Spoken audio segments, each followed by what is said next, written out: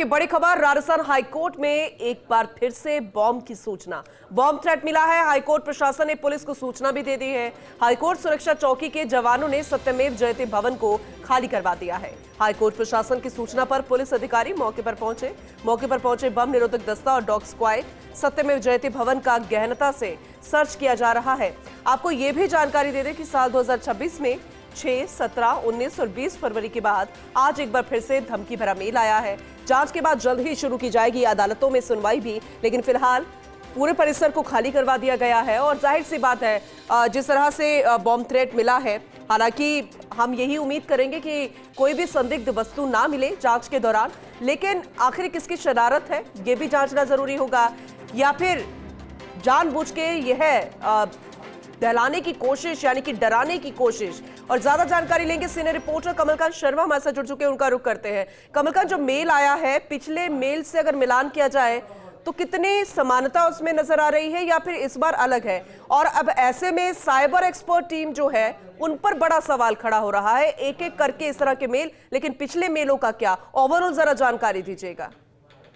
जी बिल्कुल पूनम, बताना चाहूंगा कि आज फिर से राजस्थान हाईकोर्ट में बम प्लांट करने की जो मेल आया है, सूचना आई है, वो अब से पहले लगभग 1 दर्जन बार भी आ चुकी है। इस साल में 6 फरवरी, 17 फरवरी, 19 फरवरी और 20 फरवरी को भी इस तरीके के मेल आ चुके हैं। और जो अभी तक जो मेल भेजे गए हैं, ये सभी मेल भेजे गए हैं, उनमें किसी में 10 RDX वाली ताकतवर बम लगाने की, किसी में 19, किसी में 15, किसी में 6, इस तरीके की जानकारी भेजी जाती है और तमिलनाडु की ही चर्चा की जाती है। इस तरीके से लगभग सब में अभी तक जो मेल है सब में समानता है। और हाईकोर्ट प्रशासन भी इसके लिए मुस्तैद रहता है। हमेशा जब भी इस तरीके के मेल आते हैं तो प्रशासन तुरंत अशोकनगर थाने को और संबंधित पुलिस अधिकारियों को सूचित करता है। तब तक जो हाईकोर्ट में सुरक्षा चौकी में जो तैनात जवान है, वो सत्यमेव जयते भवन को तुरंत खाली करवा लेते हैं और मौके पर जो बम निरोधक दस्ता और कमलकांत, क्योंकि ये मामला ही ऐसा है जिसमें गंभीरता बेहद जरूरी है, लापरवाही बरती नहीं जा सकती। तो ऐसे में सुरक्षा तो हमारी चाक चौबंद रहती है, वो हम देखेंगे भी, और पूरे परिसर को खाली भी करवा दिया गया।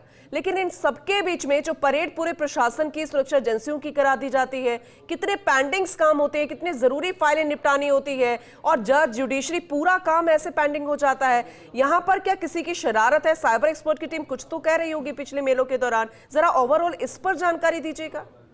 बिल्कुल, मैं पुनः आपको एक बात क्लियर कर दूं कि पिछले month chief justice of India Jaipur आए थे। 3 रोज साइबर को लेकर विशेष कॉन्फ्रेंस यहाँ चली थी, और शायद मैं पूर्ण उम्मीद से इस बात को कह सकता हूँ कि अगले कुछ दिनों में या कुछ महीनों में इसको लेकर सफलता भी, यहाँ की राज्य सरकार सफलता भी अर्जित करेगी, क्योंकि बहुत बड़े स्तर पर जो कॉन्फ्रेंस हुई थी उसमें यहाँ के पुलिस के अधिकारी, मतलब ब्यूरोक्रेट्स और जुडिशरी के अधिकारियों ने मिलके इस समस्या के समाधान ढूंढने की कोशिश की थी, जिसमें काफी कुछ समस्याओं का समाधान भी हुआ। ठीक है, और आगे भी उम्मीद है कि इससे जल्दी निजात पाया जा सकता है, क्योंकि इसके पीछे कई टीमें काम कर रही हैं। पिछले दिनों भी पता चला था कि बॉम्बे भी कुछ टीमें गई हुई हैं, और लगातार जो साइबर एक्सपर्ट हैं वो भी इसके पीछे काम कर रहे हैं कि आखिर VPN कहाँ से लिया जाता है, कहाँ किस तरीके से चेंज करके इसको काम में लिया जा रहा है, क्यों बार बार अदालतों को कार्य को परेशान डिस्टर्ब किया जाता है।